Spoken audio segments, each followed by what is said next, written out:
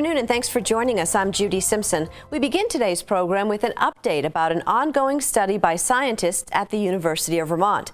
The focus of the work is on nutrients like phosphorus and nitrogen and to learn how those nutrients move downward through the soil.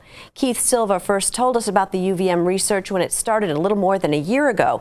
Here's Keith with an update. Amidst all the green grass and golden dandelions at Shelburne Farms, UVM grad student Lindsay Barbieri is hard at work.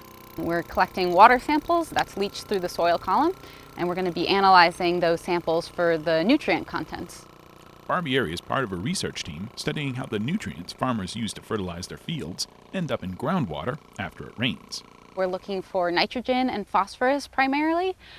So what we're expecting to find is different levels of these nutrients in the different fields that we're monitoring. So this field right here is a conventionally managed hay field, which means that manure is broadcast on top of the field. So we're expecting to find potentially more nutrients leaching off of these fields than in our other field, which is a more environmentally best practiced managed field. So that one, the manure is incorporated more fully into the soil, so we're expecting to see less nutrients leaching through the soil column in that field. The water is pumped out of a lysimeter, a device that's buried in the ground and used to measure how much water, in this case rainfall, remains after it either evaporates or is taken up by plants. The big question we're really hoping to answer is whether or not we can help mitigate or help reduce nutrients from leaving farmers' fields via different management practices. So we're hoping to get a better sense of what farmers can do to keep the nutrients that are really important for crops on their fields, and also simultaneously keeping the nutrients on their fields will also make it so that less nutrients are getting into our waterways and potentially polluting water bodies like Lake Champlain. Collecting samples and analyzing data is serene compared to when Across the Fence first reported on this project a year and a half ago. Joshua Faulkner is University of Vermont Extension's Farming and Climate Change Coordinator. Faulkner is trying to hammer home the answer to the question of what happens to rainwater once it soaks into the soil. We take this can, we pound it down and fill it up with soil without disturbing that soil, so it's kind of taken straight out of the soil profile. We then put that can onto a water collector and lower it down into the 6-foot deep hole we've augured out back here. And then we cover it back up with soil and the natural vegetation that's already here in the field. When we have a rainfall event, as they spread manure, water and whatever it's carrying with it, phosphorus perhaps, leaches down through the soil into our can, into our collector that's attached to that can, and then we can pump it out and actually take that water back to the laboratory and analyze it for what's in that water. The device is called a lysimeter. And that's the core. This pasture at Shelburne Farms was chosen specifically for its heavy clay soil, which is characteristic of much of the farmland adjacent to Lake Champlain. This equipment's designed to measure what nutrients and water are actually leaching down through the soil. We're installing it at a location at Shelburne Farms where there's currently some equipment that's measuring what runs off the top of the soil, which is fantastic, but it doesn't really tell us what actually moves down through the soil. So we're trying to capture that as well, so we get a kind of a total picture of how phosphorus and water are moving through our farm landscape here at Shelburne Farms.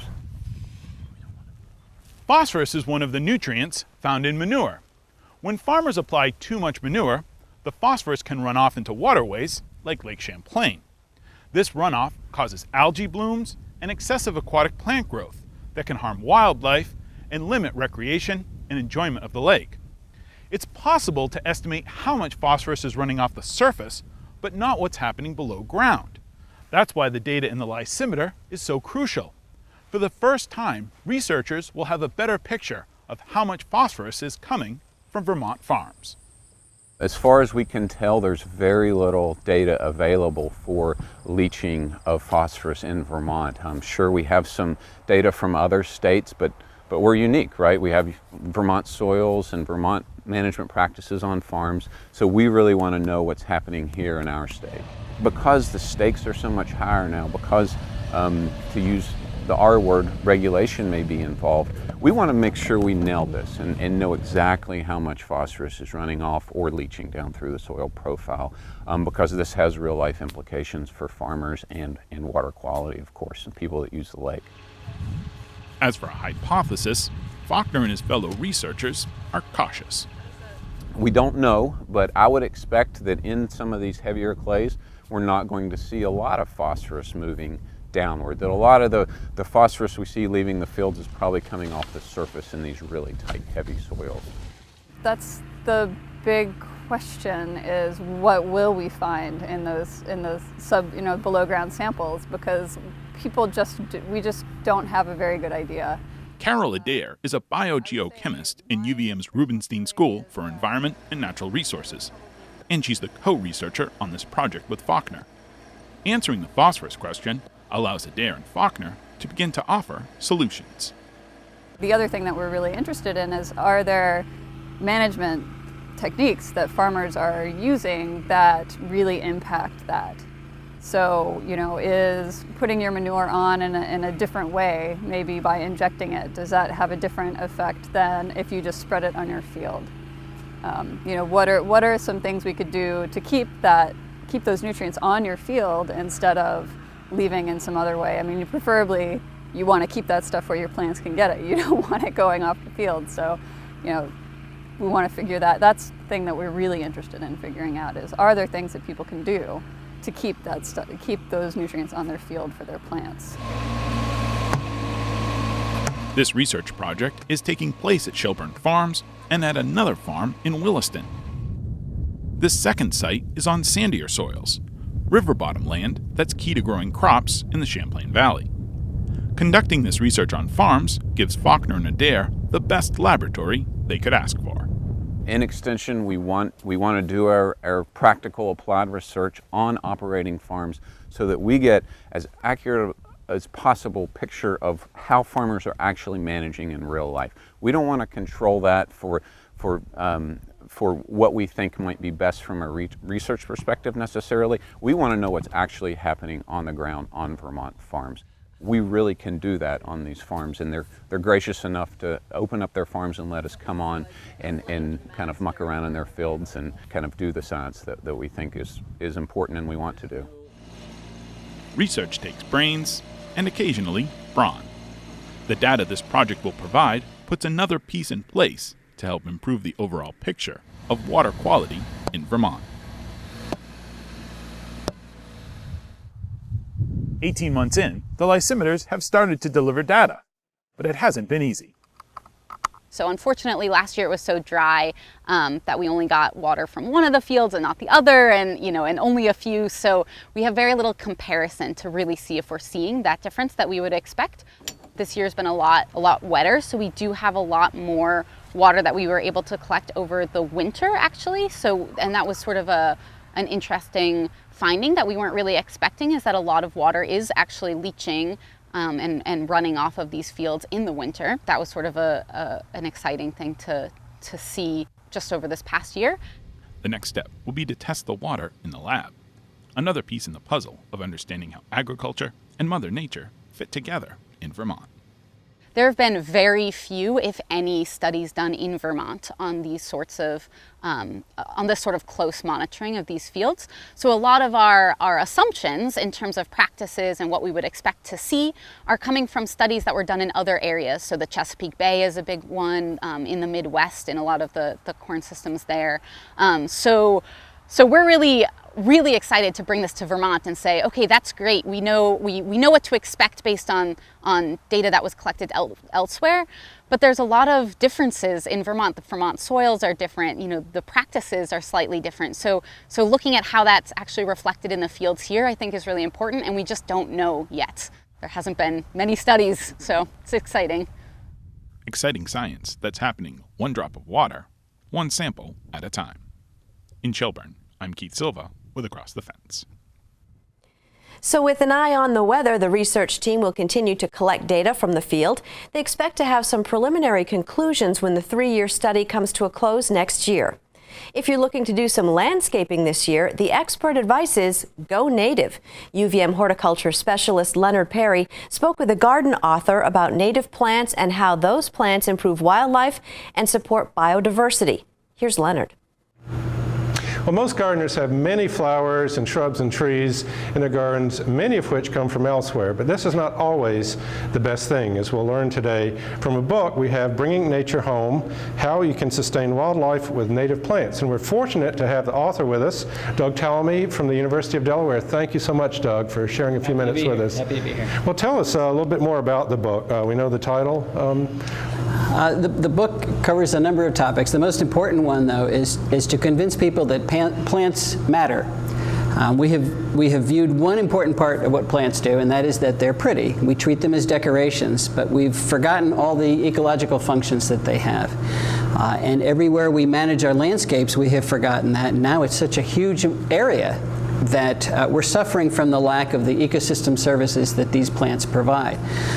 This book focuses on one of those ecosystem services, the ability to maintain food webs so that other living things can continue to exist. We have a real drain on our biodiversity in this country because we're taking away habitat. And now the only way we're going to save these species is to share the spaces where we live and we work, and to a lesser extent where we farm. So this book talks about the relationships between plants, how they capture energy from the sun, pass it on to other organisms, how insects are a very important component of that, which is another piece of news for most gardeners. We see insects as the enemy. We've got to kill them all the time, but we will not exist as human beings on this planet if we get rid of all of our insects. So we need to plant plants that the insects can use so that other things can eat those insects so that we have the other things around. Great. So it sounds like a pretty big topic and a lot, but why, I guess, aren't all these plants, the beautiful plants we bring in, why are native plants more important? Well, that's that insect connection again. Let me give you one quick example. If you want chickadees in your backyard, if you want them to reproduce in your yard, it takes 4,800 caterpillars to feed one clutch of chickadees through to maturity. 4,800 caterpillars. So you've got to make those caterpillars in your yard. What are the caterpillars eating? They're eating the plants that they co-evolved with. And most species of caterpillars, 90% of them are really specific about what they can eat. So if we bring in plants from Asia, our caterpillars can't eat those, which means you're not going to get your 4,800 caterpillars and you won't have chickadees. And that's just one species of bird. 96% of our birds are feeding their young insects, mostly caterpillars. So if we want birds around, we've got to change the way we landscape with the bulk of our plants, particularly the big woodies. Okay, so not just the flowers, but the shrubs and trees as well. Yeah, that is where most of those caterpillars are developing. Yeah.